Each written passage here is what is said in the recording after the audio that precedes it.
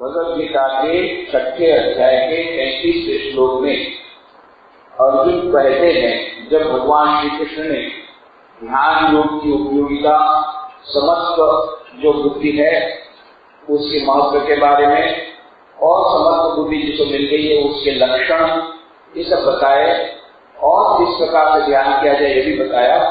ये सब सुनने के बाद अर्जुन के मन में शंका होती है, ये बातें तो बहुत अच्छी है, ये बहुत ही अच्छी एक ऐसी स्थिति है जहाँ पर सभी मनुष्यों में, सभी जगह पर उसी दिव्य चेतना का अनुभव होता है, मानो सभी पार्टिकल्स गॉड पार्टिकल्स हो जाते हैं उस साधक के लिए। परंतु यह जो स्थिति है, यह स्थिति तो अत्यंत उच्च स्थिति है मन की, पर उसके लिए तो मन को नियंत्रित करना होगा। वर्तमान में जो मेरी स्थिति है, मेरे मन की जो स्थिति है, उस स्थिति से मैं तो कल्पना भी नहीं कर सकता कि एक स्थिति मेरी ऐसी आएगी मन की कि जब मैं इसी प्रकार से समस्त बुद्धि का वह अनुभव अपने स्वयं के तय कर सकूंगा। तो अर्जुन के मन में शंका होती कि मेरे मन से, यह जो मेरा मन जो अत्यंत चंचल है, उस मन के द्वारा क्या उस बुद्धि उच्च स्थिति में पहुंचना संभव है? ये मानो हम सभी के मन में शंका होती है, यह एक संशय उत्पन्न होता है। ये बहुत बड़ी बड़ी बातें हैं, बहुत अच्छी बातें हैं, भगवद गीता में कही गई है। वह एक दिव्य दर्शन की बात कही गई जहाँ पर सभी के भीतर उसी दिव्य चेतना का हमें दर्शन होता है, बहुत अच्छी बात। पर क्या बड़े बड़े लोगों के लिए संभव होगा? पर मेरे लिए क्या संभव है? मेरा मन जो अभी है तो अत्यंत चंचल है, तो क्या मेरे लिए कभी संभव है कि मैं उस स्थिति तक पहुंच पाऊं? यह जो हम सभी का एक आधुनिक मानव का संशय है, वह मानव अर्जुन जो है वो हमारे सबका प्रतीक है। ये जो गाय दूध देती है वो कैसे दूध देती है? बछड़े को देखकर जो दूध देती है। सर्वोपनिषदो गावो दुग्धा गोपाल नंदन पार्थो वर्ष सुधीर भोक्ता दुग्धम गीता दुर्गम। यह जो उपनिषद की गाय है उसको दोहने वाले हैं भगवान श्री कृष्ण स्वयं, नंद के नंदन।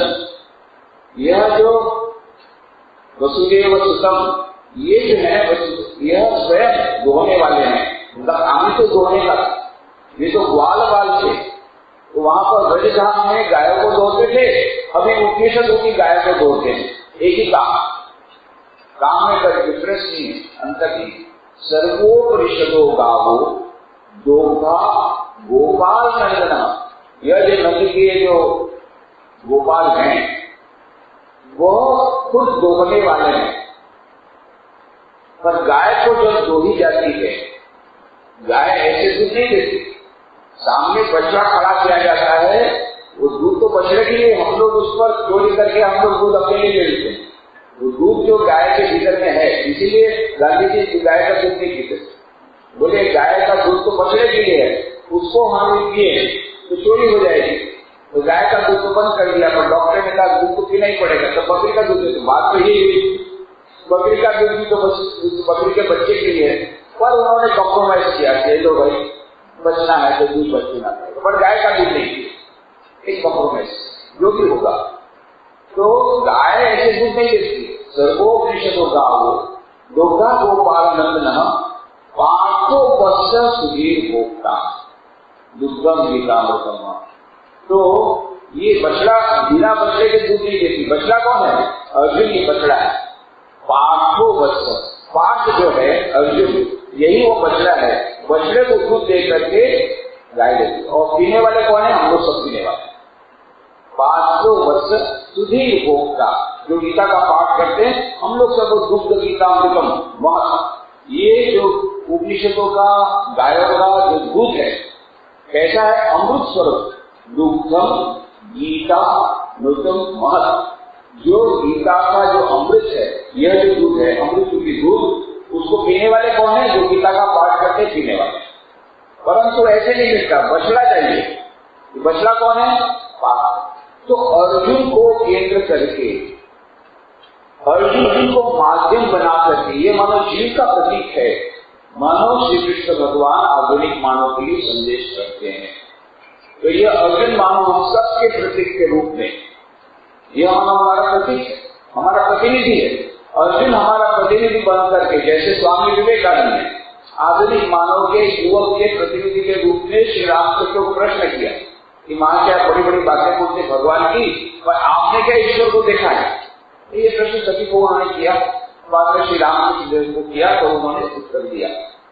तो उसी प्रकार से यहाँ अर्जुन हम सबके नहीं, हम सबके प्रतिनिधि के रूप में, सभी जीवों के प्रतिनिधि के रूप में प्रश्न पूछते हैं। क्या प्रश्न? अर्जुन उवाच योऽयं योगस्त्वया प्रोक्तः साम्येन मधुसूदन एतस्याहं न पश्यामि चंचलत्वात् स्थितिं स्थिराम्। मधुसूदन, हे मधुसूदन, यह जो अयम माने यह, योग माने ज्ञान योग, त्वया साम्येन प्रोक्तः, आपने समत्व भाव से जो कहा है, एतस्य इसकी, अहम मैं, चंचलत्वात् चंचल होने से, स्थिराम बहुत काल तक ठहरने वाली स्थिति, न पश्यामि स्थिति को नहीं देखता। अर्थात हे मधुसूदन, जो यह ध्यान योग आपने समत्व भाव से कहा है, इसकी मैं चंचल मन के होने से बहुत काल तक ठहरने वाली स्थिति को नहीं देखता। तो कहा आपने बहुत अच्छी अच्छी बातें कही, पर वैसे मैंने कहा कि हम लोग का पट हमेशा रहता है, परंतु ये भगवान आपने बात तो बहुत अच्छी कही, परंतु मेरा मन तो इतना चंचल है कि मुझे ये सब दिखता नहीं है, मुझे इसका अनुभव नहीं होता। तो बाद में क्या कहा? केवल चंचल कहा ऐसा नहीं, हम लोग तो केवल इतना ही बोलते हैं कि मेरा मन बड़ा चंचल है, पर अर्जुन बहुत बुद्धिमान है। अर्जुन जानता है कि श्री कृष्ण अभी तुरंत मेरी बात को काट देंगे, अरे चंचल है तो ठीक है, सब हो जाएगा। इसलिए और अपनी बात को वजन देने के लिए और अच्छी तरह रखने के क्या बोलता है? चंचलम ही मना कृष्ण प्रमाति बलवत् दृढ़म् तस्याहं निग्रहं मन्ये वायोरिव दुष्करम्। यह मानो उसने एक चित्र प्रस्तुत कर दिया। क्यों ऐसा दिखता नहीं, ऐसी स्थिति क्यों मुझे प्राप्त नहीं हो रही है? यह जो साम्येन मधुसूदन, आपने जो समत्व भाव वाली जो स्थिति की बात कही, वो मुझे क्यों प्राप्त नहीं हो रही है? आपने तो कहा, आपने कहा उसमें कोई दिक्कत नहीं, ठीक है, आपने कहा ठीक है, पर मुझे उसका अनुभव क्यों नहीं होता? क्योंकि कृष्ण, हे कृष्ण, मन, यह जो मन है, चंचलम, बड़ा चंचल है, प्रमाथी, प्रमथन स्वभाव वाला है, तथा दृढ़, बड़ा दृढ़ और बलवत, बलवान है। अतः इसलिए तस्य माने उसका निग्रहम, वश में करना, अहम मैं, वायो माने वायु की, इव आदि, सुदुष्करम अति दुष्कर मन्ये मानता हूं। कहता है अर्जुन, क्या कहता है? क्योंकि यह ज्ञान योग आपने जो समत्व भाव से कहा है, इसकी मैं चंचल होने से बहुत काल तक ठहरने वाली स्थिति को नहीं देखता हूं, क्योंकि हे कृष्ण, यह जो मेरा मन है बड़ा चंचल है और प्रमथन स्वभाव वाला है तथा बड़ा दृढ़ है और बलवान है, इसलिए उसको वश में करना मैं वायु की भांति अति दुष्कर मानता हूं। यह मानो ये अर्जुन की स्थिति है। तब हमारी क्या स्थिति होगी? अर्जुन कौन है? जिस अर्जुन ने कहा था गुरु द्रोणाचार्य को, गुरु द्रोणाचार्य ने पूछा क्या देखते हो? तो सभी पांडवों ने कहा हम पेड़ देख रहे हैं, बोले हम डाल देख रहे हैं, बोले हम पक्षी देख रहे हैं। और अर्जुन ने कहा मैं केवल पक्षी की आंख देख रहा हूं, इतनी उसकी एकाग्रता है। अतः द्रोणाचार्य बस तब तुम सफल हो जाओ, क्योंकि तुमको केवल आंख दिख रही। ऐसा अर्जुन इतना कुशल बाणावली, इतना कुशाग्र, इतना अधिक एकाग्रता वाला, जो कि मछली की परछाई को देख करके मछली की आंख को निशाना कर सके, ऐसा अर्जुन जिसका इतना अपने मन पर नियंत्रण कि स्वर्ग की अप्सरा उर्वशी भी उसके मन को चलायमान नहीं कर सकी, जिसके कारण उसको बाद में श्राप मिला। फिर भी उसने वो श्राप स्वीकार किया पर उसने हार स्वीकार नहीं की। ऐसा अर्जुन वह क्या बोलता है कि हे भगवान, आपने जो बात कही बहुत अच्छी कही, बहुत अच्छी बात, परंतु मेरा मन तो बड़ा चंचल। अर्जुन की ये चीज हमारी क्या स्थिति होगी? अर्जुन जैसा अर्जुन बोलता है मेरा मन तो बड़ा चंचल। श्री स्वामी विवेकानंद राजू के ग्रंथ में कहते हैं, देखो ये जो ध्यान ये कठिन किसको है, क्योंकि ये ध्यान हम किसके द्वारा करते हैं? उस मन के द्वारा। ये मन का स्वभाव कैसा है? तो उन्होंने कहा ये जो मन है हमारा वो है बंदर जैसा। ये बंदर यहाँ पर आते हैं, जब भी आते हैं पूरे ग्रुप में आते हैं, यहाँ पर हमारे आते हैं, पेड़ में आते हैं, जिस दिन आते हैं पूरा ग्रुप, वो जो काले बंदर, काले मुंह वाले हनुमान, और कभी चुपचाप नहीं बैठे, खूब फिर बैठे, फिर 1 मिनट में नहीं बैठे, खूब फिर दूसरी डाल पर, फिर यहाँ हमारे जाने में आ गए, फिर कुछ बताया, फिर कुछ ऐसा होना, कुछ नखरा करेंगे, फिर बाद में वहां पर जाना प्रयत्न करेंगे, चुपचाप कभी नहीं बैठे, कुछ न कुछ करते रहेंगे, कुछ न कुछ करते रहेंगे। ये दोनों ये सब बंदर। तो स्वामी विवेकानंद कहते हैं मन हमारा कैसा है? बंदर जैसा है, हमेशा उछल कूद करता है। अभी बैठे, यहाँ बैठे हैं कहाँ? रामकृष्ण विवेकानंद मेमोरियल बड़ौदा, यहाँ बैठे लाइब्रेरी वालों बैठे हैं, शरीर यहाँ, मन कहाँ पहुंच गए? अरे रसोई बनाने की सब्जी आई थी, अच्छा शाम को क्या रसोई होगी, तुरंत अरे भैया की गीता का पाठ हो, फिर अपने मन को, फिर वो चला गया मन, अच्छा क्या क्या अपॉइंटमेंट दिया, फिर वापस आ गया, उछल कूद कर, कभी न्यूयॉर्क, कभी बम्बई, कलकत्ता, बड़ौदा, उछल कूद करता है। हमारा शरीर यहाँ पर है, मन उछल कूद करता है, ये इसका स्वभाव है। तो स्वामी विवेकानंद बोलते हैं ये मन कैसा है? बंदर जैसा स्वभाव है, हमेशा उछल कूद करता रहता है। परंतु उसके बाद में हम लोग उस कार्य को और अधिक कठिन जो बना देते हैं।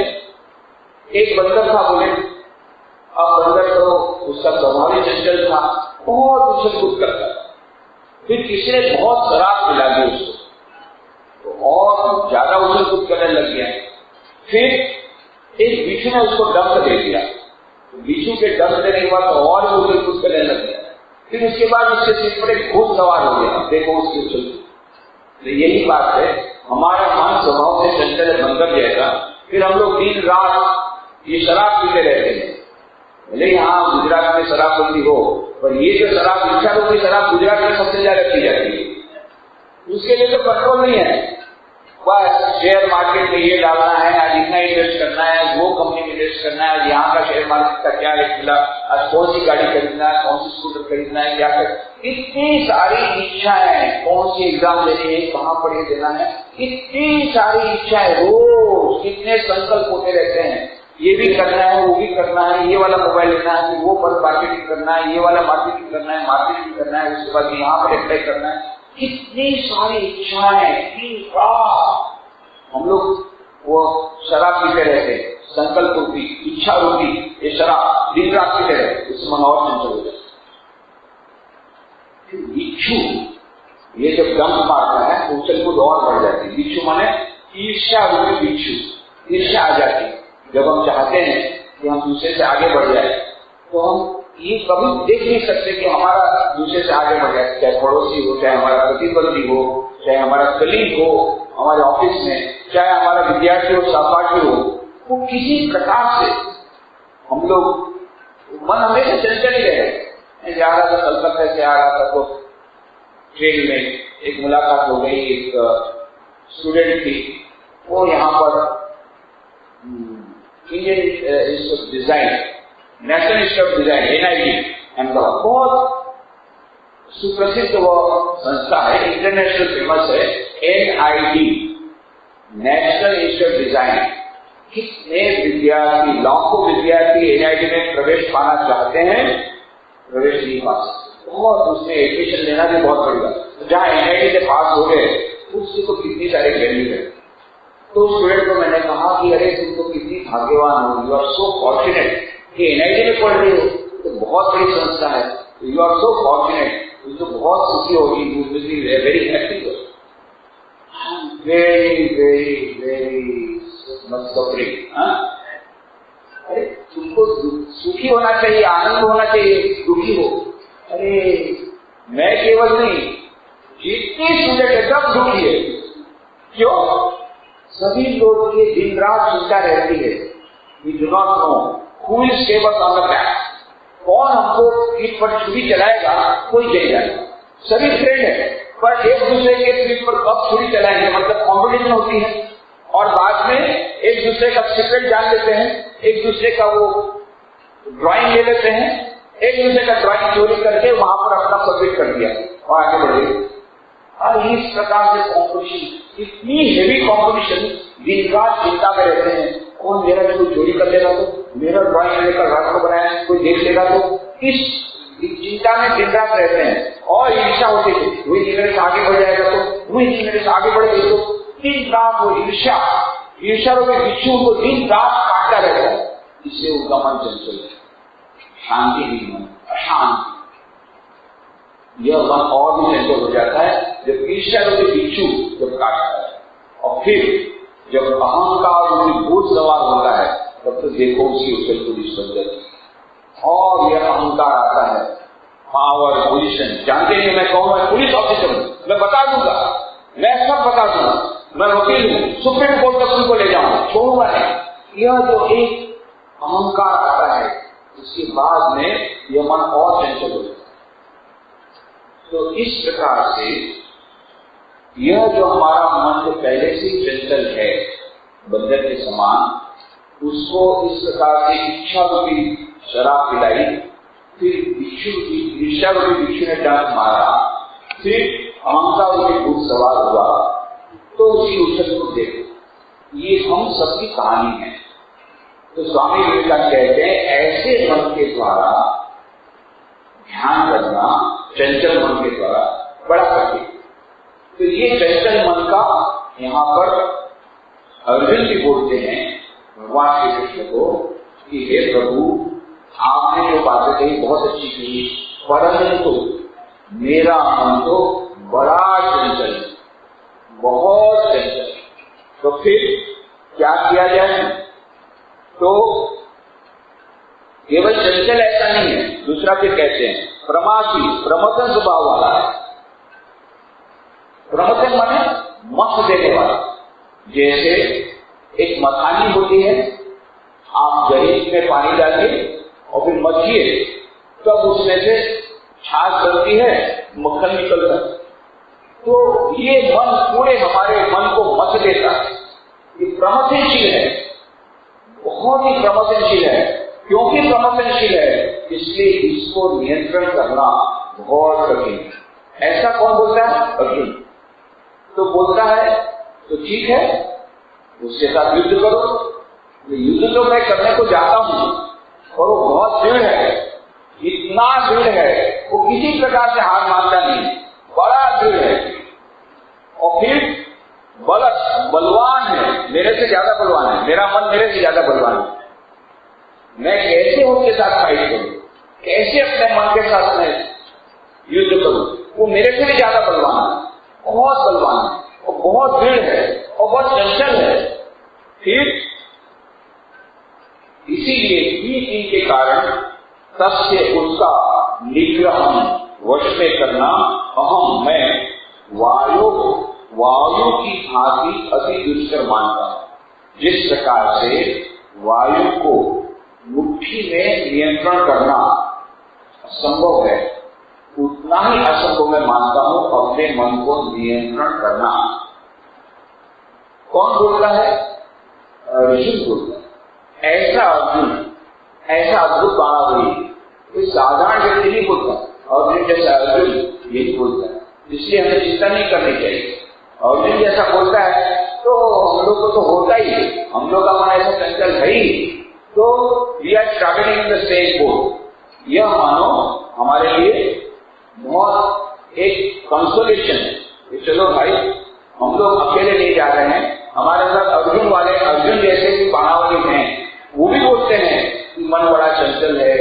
केवल चंचल ऐसा नहीं, बलवान है केवल इतना नहीं, बड़ा दृढ़ है, इतना ही नहीं, प्रमथनशील है, प्रमथन करने वाला, पूरा उनको प्रमथित कर देता है, मथित कर देता है, ऐसा यह मन है। तो यह मानो हमारे लिए कोई नई बात नहीं है, ये सबकी कहानी है, ये कॉमन कहानी है, इसमें प्राइवेट बात कुछ नहीं है। जैसा पिछले वक्त कहा था, कई लोग बोलते हैं स्वामी जी को प्राइवेट बात करनी है, मेरा मन तो बड़ा चंचल है, ध्यान करने बैठता हूँ, उसका बहुत गुजारा है। नहीं भाई, इसमें प्राइवेट बात कुछ नहीं, ओपन सीक्रेट है, सभी का ऐसा होता है। नहीं होता है तो अस्वाभाविक है। यदि मन इधर उधर भटकता है तो स्वाभाविक है, नहीं भटकता, कोई आकर के बोलता है एकदम समाधि में लग जाता है, मन तो थोड़ा सा लगता है कि भाई मेंटल केस लगता है। हाँ, हो सकता है, ऐसा नहीं कि कुछ लोग रहते हैं जिनको अभ्यास के बल पर, तो या तो वो बड़े योगी है, उनका मन चंचल नहीं रहता, और या फिर यह जो मेंटल हॉस्पिटल वाले, तो ये दो प्रकार के हैं। बाकी जो साधारण व्यक्ति हैं उनको ऐसा ही लगता है कि हमारा मन चंचल, और उसको नियंत्रण करना बड़ा मुश्किल काम। अब भगवान ने क्या उत्तर दिया? भगवान ने इतनी सारी रामायण कही और अर्जुन ने एक बात से सब काट दिया, एक ऐसा बाण चलाया कि मैं ये राजयोग ज्ञान योग करने वाला नहीं हूं, ये मेरे बस का बात नहीं है, it is not my cup of T. बस फिनिश, कितना जल्दी से एक ही बाण लगाया उसने ब्रह्मास्त्र, फट कर खत्म कर दिया। भगवान ने इतना सारा लंबा लेक्चर दिया, ज्ञान योग कैसे करना चाहिए, ज्ञान की समग्र बुद्धि होती है, उससे क्या फायदा होता है, पूरा इतना लंबा लंबा लंबा पूरा छठा देख दिया, और अर्जुन ने एक बाण में सब काट दिया। आपने जो बात कही सब सच गई, पर it is not my cup of T, मेरे लिए नहीं। क्यों? क्योंकि मेरा मन तो बड़ा चंचल है, और बहुत प्रमोटेंशियल है, और बहुत दृढ़ है, और बहुत बलवान है, इसलिए मेरे द्वारा ये साधना नहीं होगी। भगवान क्या करते हैं? भगवान मुस्कुराते हैं, लेकिन तू पहली बार नहीं, मेरे पास ऐसे कई आ गए, तू क्या बात करेगा मेरी साथ? मेरा मन चंचल ऐसे बोलने वाले को अकेला नहीं, बहुत आ गए मेरे पास ऐसे। और फिर भगवान ने क्या कहा? भगवान ने तब ये नहीं कहा कि क्या ऐसी बात करता है, कायर जैसी बात करता है, हाँ? शर्मिया की ऐसी बात करने से अर्जुन होकर, अर्जुन इतना बड़ा बलवान और बोलता है मैं बली हूं, मैं मन को कंट्रोल नहीं कर सकता, कायर कहीं का? कायर का कौन बातें करता है? ऐसा भगवान ने नहीं कहा। द्वितीय अध्याय में कहा था, द्वितीय अध्याय में हम देखते हैं जब अर्जुन ने कहा हे भगवान मेरे द्वारा युद्ध नहीं होगा, मुझे तो बड़ा डर लग रहा है, ऐसा लग रहा है कि ये युद्ध करना ठीक नहीं होगा, ये जो गांडी मेरे हाथ से सरक रहा है, मेरे पैर कांप रहे हैं, जो न्यूरोसिस का जो सब शिकार हो जाता है, न्यूरोसिस नाम के रोग का, ये कुछ लोग प्रथम बार लेक्चर देने जाते हैं जिसे पैर कांपते हैं, उनमें घबराहट होती है, छाती में घबराहट होती है, ये सभी लक्षण, पसीना आ जाता है और सारा शरीर चकरा रहा है। उसी प्रकार से अर्जुन के सभी लक्षण ये प्रकट हो गए। न्यूरोसिस, पैर चकरा रहे, पैर डगमगा रहे हैं, सिर चकरा रहा है और छाती धड़क रही है, गांडी हाथ से हो रहा है, नहीं प्रभु ये मुझसे नहीं होगा, मैं ये तो नहीं करूंगा, मुझे तो बहुत डर लगता है, और इस प्रकार से और जीत कर भी क्या फायदा, मान लो जीत भी गए, इतने लोगों को मार करके, ये तो हिंसा होगी। ऐसा बड़ा लेक्चर दे करके यूनाइटेड नेशन में कृष्णमूर्ति ने जितना लेक्चर दिया था उससे बड़ा लेक्चर अर्जुन ने दे दिया वहां पर धर्म क्षेत्र, कुरुक्षेत्र, बहुत बड़ा लेक्चर शांति के लिए, अहिंसा का बहुत बड़ा सिद्धांत बता करके बोले ये मेरे से युद्ध नहीं होगा, ऐसा करके अर्जुन बैठ गया। और तब भगवान श्री कृष्ण ने क्या कहा? सुतस्वा कमलमिदं विष्णे समुपस्थितम अनार्यम अदृष्टम अस्वर्ग्यम अकीर्तिकरम। अर्जुन ये ऐसी कुबुद्धि तेरे मन में कैसी आई? तू अर्जुन ऐसा बाणावली होकर ऐसी बात करता है? कायर के जमा सुतस्वा कमलमिदं विषमे समुपस्थितम, ऐसी विषम परिस्थिति में दोनों सेनाएं युद्ध के लिए तैयार हो गई, शंख फूंक दिए गए हैं, दोनों सेनाएं आपस में सामने आ गई है, और ऐसी विषम परिस्थिति में तेरी ऐसी कुबुद्धि आ गई कि मैं युद्ध नहीं करूंगा और तू सेनापति है। ऐसी बुद्धि में ऐसी तेरी कुबुद्धि ऐसी कैसे आ गई? उपस्वा कशुमल मिदम विषमे समुपस्थितम अनार्यम। अरे तो अनार्य की बात करता है, आर्य के समान बात नहीं करता है। अदृश्यम अस्वर्गम, इसमें न तो तेरे को स्वर्ग मिलेगा न पृथ्वी मिलेगी। अस्वर्गम अकीर्तिकरम अर्जुन, और अपकीर्ति करने वाला है, स्वर्ग से गिरा देने वाला है। ऐसा विचार तेरे मन में कैसे आया? ऐसी कुबुद्धि तेरे मन में ऐसी विषम परिस्थिति में कैसे आई? मैं युद्ध नहीं करूंगा। और फिर कहते हैं क्लेश्यम मास बगम नहीं पद्धति शुद्रम हृदय दौर्बल्यम तत्तो इसको परंतम। हे परंतम उठ खड़े हो जाए, हृदय की किसी दुर्बलता को दूर कर, और कापुरुष मत बन। शॉक ट्रीटमेंट से शॉर्ट साइकोलॉजिस्ट लोग इलेक्ट्रिक शॉक देते हैं, इलेक्ट्रिक शॉक से भी ज्यादा भयंकर शॉक ये भगवान श्री कृष्ण देते हैं।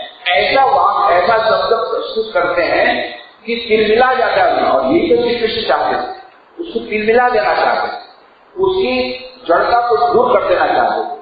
तो ऐसा शब्द व्यवहार करते हैं जो किसी भी व्यक्ति के लिए, किसी भी पुरुष के लिए कहा जाए, बस वो तिलमिला नहीं है, उससे ज्यादा बहुत बड़ी गाली कोई नहीं हो सकती। ऐसी गाली श्री कृष्ण अर्जुन को बोलते हैं। क्लेशियम मास भगवान पार्थ, कापुरुष मत बन, कापुरुष मत बन, क्लेशियम मास भगवान नहीं करते उपदेश, ये तुझे शोभा नहीं मिलता। शुद्रम हृदय दौर्बल्यम, हृदय की किसी दुर्बलता को दूर कर खड़े हो जाए युद्ध के लिए। ऐसा शॉक ट्रीटमेंट दिया कि अर्जुन की मिला जाए, और जैसा शॉक ट्रीटमेंट दिया ठीक उसका प्रभाव हुआ, और अर्जुन जो बड़ी बड़ी बातें बोलता था, विद्वान के समान अपना लेक्चर दे रहा था, अब रोने लग गया। ये भगवान ने मान गया कि मेरा मन दुर्बल है, मैं आपके शरण में जाता हूँ, आप मुझे कहीं जैसा कहेंगे करूंगा, तुरंत शरण में आ गया। ऐसा शॉक ट्रीटमेंट दिया। पर जब अर्जुन ने कहा हे भगवान मेरा मन तो बड़ा चंचल है, प्रमथनशील है, वायु को मुट्ठी में रखना जितना नियंत्रण करना जितना कठिन, उससे अधिक कठिन मुझे लगता है, अत्यंत प्रमथनशील है, अत्यंत चंचल है मेरा मन, और बलवान है, दृढ़ है। तो भगवान जी ने कहा क्या कायर के समान बात करता है? नहीं, भगवान क्या कहते हैं? बहुत सुंदर बात कहते हैं। असंशय महाबाहो मनो दुर्निग्रहण चल। हे अर्जुन, एक बात बिल्कुल सच है, असंशय, इस बात पे कोई संशय नहीं कि इस मन को कंट्रोल करना, नियंत्रित करना बड़ा कठिन है। ये भी एक कितने बड़े साइकोलॉजिस्ट, श्री कृष्ण भगवान का जो समान साइकोलॉजिस्ट कोई नहीं, साइकोथेरापिस्ट कोई नहीं। क्यों? यदि कोई मनोवैज्ञानिक के पास या कोई काउंसलिंग ले जाए कि मुझे ये डिफिकल्टी है, अरे बोले इसमें क्या डिफिकल्टी? कुछ डिफिकल्टी नहीं। तो उसके बाद में जो जाता है वो आपको समझेगा कि ये मेरी समस्या को समझ में नहीं पा रहा है, इसलिए वो तुरंत चला जाएगा, फिर उसकी बात नहीं सुनेगा।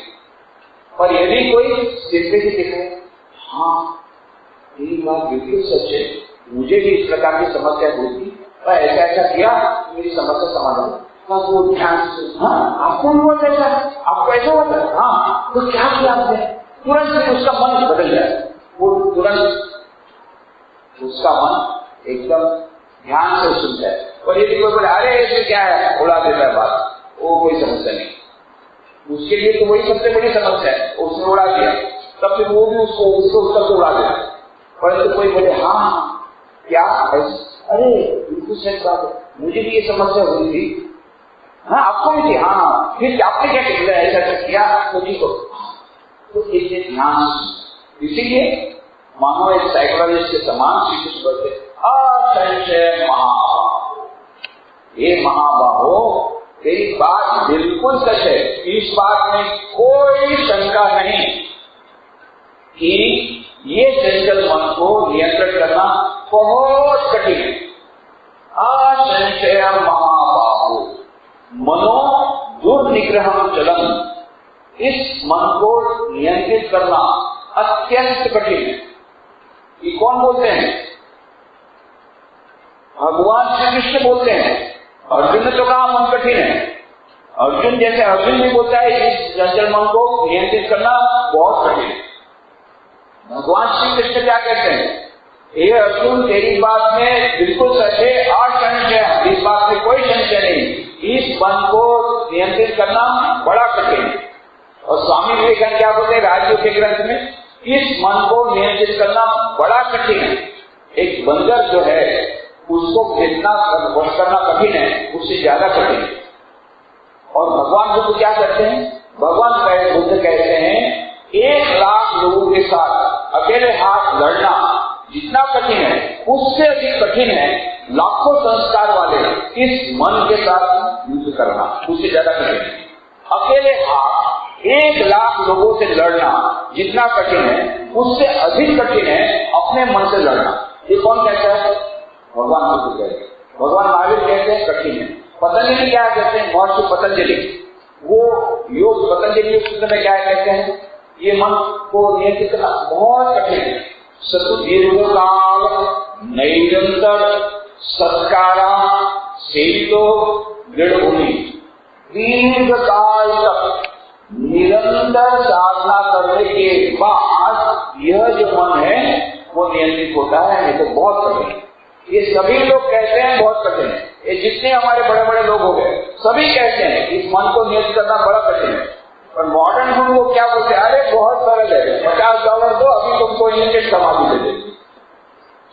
तो यह मानो वो इंस्टेंट समाधि मिलती भी है पर मिलती नहीं है, इंस्टेंटली चली भी जाएगी। जहाँ वो दवाई का नशा कम हुआ ये सब खत्म, गुरु भी नजारत, बाद में गुरु भी नहीं हो, गुरु भी भाग के दूसरे देश चले गए, सब पैसा सबमिट करके कितना ज्यादा $, लेकर के कहीं चले गए, हो गया खत्म। तो ये मॉडर्न गुरु, परंतु श्री कृष्ण भगवान कहते हैं हाँ अर्जुन असंशय महाबाहु मनो दुर्निग्रहम चलम, परंतु बाद में दूसरा वाक्य अत्यंत महत्व क्या कहते हैं? अभ्यासेन कौन्तेय वैराग्येन क्रियते, परंतु अभ्यास और वैराग्य के द्वारा यह मानव असंभव कार्य संभव हो जाता है। महाबाहो, हे महाबाहो, असंशय निस्संदेह, मन माने मन, चलम चंचल, दूर निग्रहम कठिनता से वश में होने वाला है, तू माने परंतु कौन्तेय, हे कुंती पुत्र अर्जुन, अभ्यासेन अभ्यास च और वैराग्येन वैराग्य से यह मन वश में हो जाता है। असंभव नहीं, बहुत कठिन, ये मैं मानता हूं, असंभव नहीं है। तो कैसे होता है वश में हो जाता है? दो उपाय बताए, अभ्यास और वैराग्य। पातंजलि योग सूत्र में भी यही कहा कि वश में करने के कौन से 2 उपाय? अभ्यास वैराग्याभ्याम तन निरोध। यदि तन मन को निरोध करना है 2 उपाय, अभ्यास वैराग्याभ्याम तन निरोध। मन के निरोध करने के 2 उपाय बताए, अभ्यास वैराग्य। ये दोनों उपाय सभी शास्त्रों में बताए, डायरेक्टली या इनडायरेक्टली। इसी प्रकार से सभी शास्त्रों में आप जो भी शास्त्र देख लीजिए, अंत में मन के वश करने के ये 2 उपाय आते हैं, अभ्यास और वैराग्य। रामकृष्ण मठ मिशन के प्रथम जनरल सेक्रेटरी थे स्वामी शारदानंद जी महाराज। तो एक बार एक भक्त आए कि महाराज ये मन बड़ा चंचल है, मन को वश करने का कुछ सरल उपाय बता दीजिए। तब शारदानंद महाराज बंगला में, बापू आमी यदि जानता तो मैं बोलता बाबा, यदि मैं जानता तो तुम्हें अवश्य बोलता, पर सरल उपाय मैं नहीं जानता। 2 ही उपाय जानता हूँ जो शास्त्रों में कहे हैं, अभ्यास और वैराग्य। सच बोलता हूँ, हम सच्ची बोलिए सब, मैं शपथ पूर्वक कहता हूँ कि मैं दूसरा उपाय नहीं जानता, 1 उपाय नहीं जानता हूँ, अभ्यास और वैराग्य। आप कोनो उपाय जानेगा बाबू कि बाबा इसके जवाब कोई दूसरा उत्तर जानता नहीं, यदि जानता तो अवश्य उनको बोल देता हूँ। कहने का मतलब यह जो अभ्यास और वैराग्य, ये दो उपाय हैं जो सभी शास्त्रों में बताए। यही भगवान श्री कृष्ण भी यही उपाय बताते हैं, अभ्यास और वैराग्य। ये जो अभ्यास है वो क्या है? अभ्यास किसको बोलते हैं? बारंबार हम एक ही बात को अच्छी तरह प्रैक्टिस करें। Practice practice practice practice makes a man perfect, ऐसा कहा अंग्रेजी। Practice practice practice practice makes a man perfect. ये ओलंपिक में एक कोई सिल्वर मेडल ले आ रहा है, कोई ब्रॉन्ज का मॉडल ला रहा है, कोई कॉपर मॉडल मेडल ला रहा है, पता नहीं गोल्ड मेडल मिलेगा नहीं, भारत को तो मिलना बड़ा मुश्किल है, पर फिर भी चलो ये जो मिला तो इतना ही। पर ये जो मेडल मिलता है तो कैसे मिलता है? एक दिन की बात नहीं, इन्होंने दिन पर दिन, महीने के महीने, साल के साल प्रैक्टिस किया, प्रैक्टिस अभ्यास किया, अभ्यास करते करते करते करते आज की स्थिति पर पहुंचे कि ओलंपिक में मेडल ले आए। ऐसे नहीं होता, एक दिन की प्रैक्टिस नहीं है। कोई भी खिलाड़ी, कोई भी संगीतकार,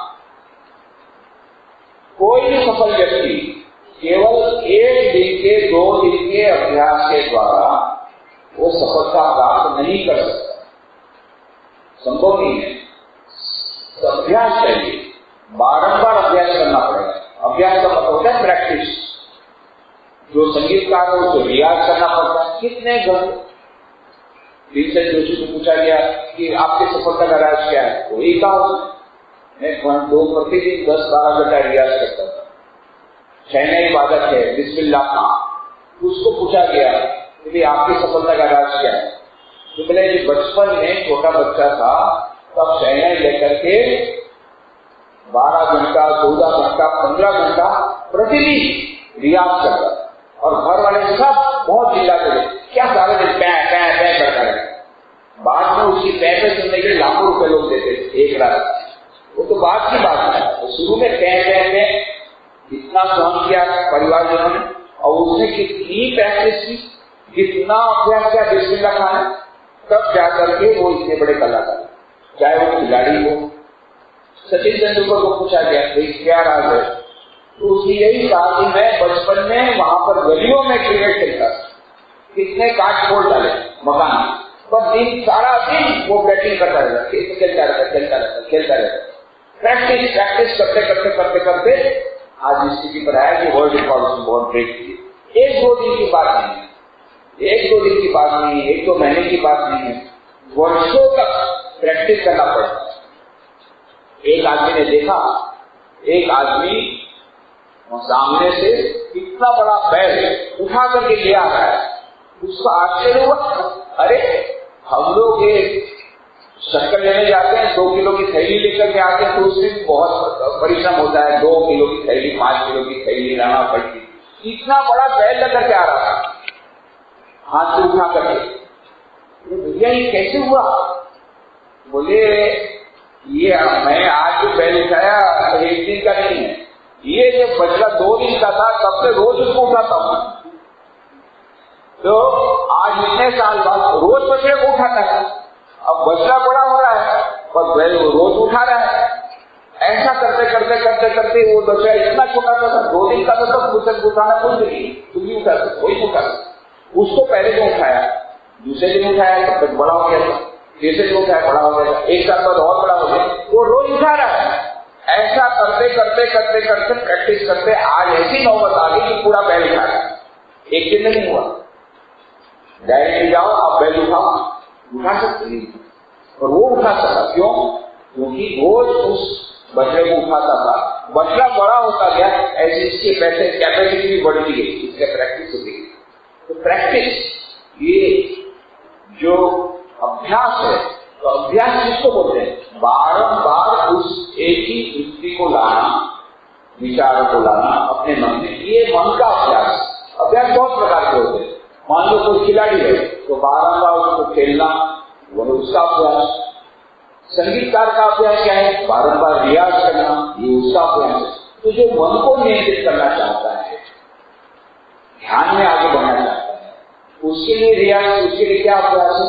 तो उसके मन को अपने मन को जो एक ही वस्तु में निमग्न करने का प्रयत्न करता है। तो पतंजलि योग सूत्र में कहा गया तत्र स्थितौ यत्नो अभ्यास, अभ्यास की डेफिनेशन दिया उन चित्त वृत्तियों को स्थिति में रखने के लिए, अर्थात पूरी तरह अपने वश में रखने के लिए जो सतत प्रयत्न है उसे ही अभ्यास कहते हैं। एक ही वृत्ति माने आपने ले ली, एक कोई आपने ले लिया प्रत्यय, प्रत्यय किसको बोलते हैं? कोई भी प्रत्यय जो आपको चले, मन में दिखा या हम स्वामी विवेकानंद का चित्र या कोई मूर्ति देवी देवता की, प्रत्यय कुछ भी हो सकता है। आपने ये प्रत्यय चुन लिया, अब अपने मन को उस प्रत्यय में आप लगाना चाहते हैं। तो जैसे उस प्रत्यय पर लगा, मन 1 सेकंड के लिए लगा, फिर भग गया, पकड़ करके फिर उसको प्रत्यय लगा, फिर भग गया, वो भगते जाता है, उसको वापस लाते जाते हैं। इसका नाम है अभ्यास। और उसी को कहा गया प्रत्याहार। पतंजलि योग सूत्र में योग की भाषा में क्या? प्रत्याहार। प्रत्याहार में प्रति आहार, वो आहार जुड़ने के बाहर गया, उसको वापस लाया उस प्रत्यय, फिर बाहर गया मन, फिर उसको पकड़ करके लाया, फिर बाहर गया, पकड़ करके फिर लाया प्रत्यय के पास, चाहे वो देवी देवता का चित्र हो, देवी देवता की मूर्ति हो, कुछ भी हो। तो यह वापस लाना, प्रत्याहार करना या बारंबार अभ्यास करना, उन सभी चित्तवृत्तियां जहां जा रही है वहां से उसको निर्वृत्त करके हम जिसमें चाहते हैं उस प्रत्यय पर उसको एकाग्र करना, एकाग्र करने का प्रयत्न करना, ये है अभ्यास। तो यह और ये अभ्यास एक दो दिन की बात नहीं है। सतुदीर्घकाल नैरंतर संस्कारा सेवितो दृढ़ भूमि, ये हमने कहा। और फिर वो अभ्यास जितना रहेगा उस प्रकार उसका फल मिलेगा। ये अभ्यास कितने दिन तक करना है? दीर्घकाल तक करना है और निरंतर करना है। फिर फल मिलेगा, तो हाँ फल मिलेगा। तो कैसा फल मिलेगा? अच्छा मिलेगा ना कच्चा मिलेगा? कच्चा मिलेगा ना मीठा मिलेगा? पक्का मिलेगा। बोले वो तुम्हारे ऊपर है। अच्छी साधना करोगे अच्छा फल मिलेगा, अच्छा फल मिलेगा, और कच्ची साधना करोगे कच्चा फल मिलेगा। क्या कहा पतंजलि ने? मृदु मध्यादि मात्रत्वात् ततो ही विशेषः। अभ्यास हल्का हो तो सिद्धि की मात्रा भी हल्की होती है। यदि अभ्यास तगड़ा हो उसी मात्रा में साधक को सिद्धि प्राप्त होती। यम साधन कम सिद्धि, मां शारदा जी कहती थी यम साधन कम सिद्धि। जैसी साधना होगी ऐसी सिद्धि मिलेगी। साधना तगड़ी होगी सिद्धि भी तगड़ी होगी, साधना कम होगी सिद्धि भी कम होगी। तो बच्चा कभी कभी ले लिया, अभी हफ्ते में 1 आध बार रियाज कर लिया, महीने में 1 आध बार रियाज कर लिया, तो फिर ऐसी ही सिद्धि मिलेगी। और रोज 10-12 घंटे भीषण जोशी के समान या दूसरे साहित्य संगीतकार के समान या पंडित जसराज के समान या फिर देशिला के समान रोज 10-12 घंटे उसका फल ऐसे मिलेगा। यम साधन तम सिद्धि। उसी प्रकार से जो भगवान का दर्शन करना चाहते हैं या जो ध्यान में आगे बढ़ना चाहते हैं, तो कितना वो सिद्धि साधन करें, कितना अभ्यास करें, उसके ऊपर डिपेंड। और केवल घंटे के ऊपर अवलंबित नहीं, इंटेंसिटी ये भी ज्यादा महत्वपूर्ण। दोनों चीज आवश्यक है। एक तो नियमितता आवश्यक है, साथ साथ में आवश्यक है उसकी क्वांटिटी, मतलब कितनी मात्रा, ये भी आवश्यक है। मृदु मध्यादि मात्रा, मात्रा कम रहेगी रिजल्ट कम मिलेगा, पर मात्रा कम रही और फिर भी इंटेंसिटी ज्यादा है तो भी रिजल्ट अच्छा मिलेगा। तो केवल मात्रा पर अवलंबित नहीं है, तो नियमित रूप से अभ्यास करना पड़ेगा। मान लो रोज सुबह 5 बजे उठ करके हम ध्यान करते, तो रोज सुबह 5 बजे उठ करके ध्यान करना पड़ेगा। तो ये नियमितता होने से वो अभ्यास है, वो तो सदता है। तो नियमितता आवश्यक है। फिर क्या आवश्यक है? उसकी मात्रा आवश्यक है। आधा घंटा ध्यान करते हैं ना, 15 मिनट करते हैं, 15 मिनट जब करते हैं ना आधा घंटा, इसके ऊपर अवलंबित है। और केवल मात्रा पर अवलंबित नहीं है, केवल नियमितता अवलंबित नहीं है, इंटेंसिटी, उसमें व्याकुलता कितनी है, इसके ऊपर भी अभ्यास का जो फल है वो निर्भर है। एक बहुत अच्छे संत की बात है, एक संत ये सो रहे थे सुबह ब्राह्मण मुहूर्त में, उसी समय किसी ने आत्मा को जगा दिया,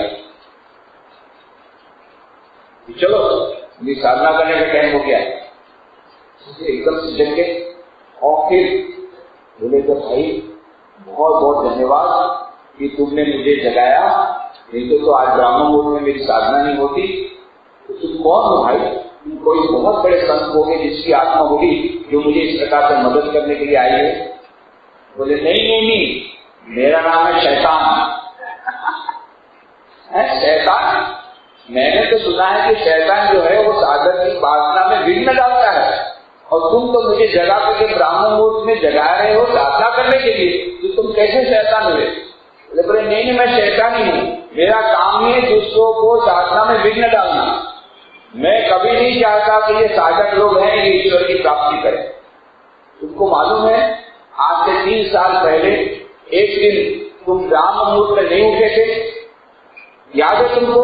उस समय तुम ब्राह्मण मुहूर्त में जब नहीं उठे थे तब तुम इतना रोए थे, हे प्रभु आज मुझसे गलती हो गई, मुझसे गलती हो गई, मैं देर से उठा, आज मैं नहीं जा पाया मंगल आरती में, आज मैं नहीं जा पाया, ध्यान नहीं कर पाया ब्राह्मण मुहूर्त में। इतना रोए थे कि एकदम तुम भगवान के नजदीक आए थे, थोड़ा सा ज्यादा रोए तो तुमको भगवान के दर्शन हो जाते उसी दिन, इतना तुम व्याकुल हुए थे। मुझे लगा आज फिर से यदि तुम नहीं उठे और फिर उतना ही रोए तो आज तो तुमको भगवान के दर्शन होंगे ही होंगे, इसलिए मैंने सोचा तुमको भगवान का दर्शन नहीं कराना चाहिए, इसलिए मैं तुमको उठा दिया। तो कहने का मतलब है केवल नियमितता से नहीं होगा, केवल अभ्यास से नहीं होगा, उसकी जो व्याकुलता पूर्वक 1 मिनट की प्रार्थना, व्याकुल की 1 मिनट प्रार्थना की व्याकुलता भगवान के दर्शन, पर वो व्याकुलता कितनी थी, हे प्रभु अब यदि नहीं आओगे तो बस अब गया, खत्म, सब खत्म। ये जो व्याकुलता के कारण प्रभु आए, जो पुकार है, कितना हम पुकारते हैं, कितना घंटा पुकारते हैं, कितनी नियमितता से पुकारते हैं, उसके अलावा कितनी व्याकुलता पूर्वक पुकारते हैं, इस पर भी हमारी साधना बढ़ेगी। तो इसीलिए कहा यदि हमारी साधना यदि फीकी रही, कच्ची रही, तो उसका फल भी उसी प्रकार से मिलेगा। मृदु मध्यादि मात्रा, मृदु यदि रही तो मृदु फल मिलेगा, मध्यम रहा तो मध्यम फल मिलेगा, और तीव्र, अत्यंत तीव्र व्याकुलता के साथ यदि हमने साधना की उसका फल भी हमको तीव्र मिलेगा, उसका जल्दी फल मिलेगा। तो ये अभ्यास वैराग्य की बहुत सुंदर बातें भगवद गीता में। अब मानो ये हाथ है, भगवद गीता में यह जो मैनेजमेंट ऑफ माइंड, आजकल मैनेजमेंट में सब लोग स्वीकार कर रहे हैं। तो मैनेजमेंट मतलब क्या होता है? तो 4 प्रकार के management, management of machine, production का मशीन मैनेजमेंट, फिर मैनेजमेंट ऑफ मटीरियल्स, वो materials management, management of money, वो फाइनेंशियल मैनेजमेंट, और management of man, personal management. ये 4 मैनेजमेंट की बात अभी तक करते थे, पर इन्होंने कहा कि 4 मैनेजमेंट के बाद भी कई कंपनियों में बहुत सारी समस्या आ रही है, और कई लोग स्ट्रेस मैनेजमेंट के कारण भुगते हैं। इतने एम्प्लॉइज लोग कंपनी छोड़ देते हैं, उनके मन में दुख है, उनके मन में कष्ट है, मन में अशांति है। क्यों? इसलिए उन्होंने कहा ये 5वां जो है वो मैनेजमेंट सबसे अधिक महत्व का है, जिसको हम भूल गए थे, वो है मैनेजमेंट ऑफ माइंड। तो मन का जो मैनेजमेंट है, ये मैनेजमेंट ऑफ माइंड के लिए श्रेष्ठ पुस्तक है भगवद गीता। अब ये मैनेजमेंट के लिए बहुत लोग गीता का उपदेश ग्रहण कर रहे हैं। केवल भारत में भी कम हो रहा है, अमेरिका में ज्यादा हो रहा है, बाद में यहाँ पर आएगा क्योंकि हमको इम्पोर्टेंट अच्छी लगती है। तो वहां से बाद में फिर अमेरिका के लोग आकर के हमको सिखाएंगे भगवद गीता में मैनेजमेंट ऑफ माइंड ये कहा गया। तो बोले हाँ तो बहुत अच्छा है, पर वो $500 देकर के हम वो प्रोग्राम को सुनेंगे। वो भगवद गीता का माइंड ऑफ मैनेजमेंट, ये प्रोग्राम $500 में होगा, हमको बहुत अच्छा लगेगा। अभी मुफ्त में नहीं अच्छा लगता, ये मुफ्त में है और इम्पोर्टेंट नहीं है, ये तो यहाँ का है, इम्पोर्टेंट हमको अच्छा लगेगा। पर जो भी हो, आज इतनी कंपनियों में ये गीता का उपदेश के अनुसार जो मैनेजमेंट ऑफ माइंड वो सिखाया जा रहा है। क्यों? क्योंकि अभी वो सबसे ज्यादा महत्व का है। तो यहाँ पर भगवान श्री कृष्ण इस गीता के 6वें अध्याय में इस श्लोक में, अभी जो आएंगे 2 श्लोक में, एक श्लोक बताया, अभी इसका और एक्सप्लेनेशन देंगे। अभ्यास कौन्तेय वैराग्य सीक्रेट बता देते हैं। मैनेजमेंट ऑफ माइंड का सीक्रेट बता दिया भगवान श्री कृष्ण ने 5000 साल पूर्व जो दिया था, आज भी उतना ही महत्वपूर्ण आधुनिक मानव के लिए अभ्यास और वैराग्य के द्वारा ये असंभव कार्य भी संभव हो जाता है। ये जो भगवान श्री कृष्ण ने कहा कि ये अभ्यास क्या है और वैराग्य क्या है, उसकी विस्तृत चर्चा हम लोग अगले रविवार को करेंगे। आज यही समाप्त।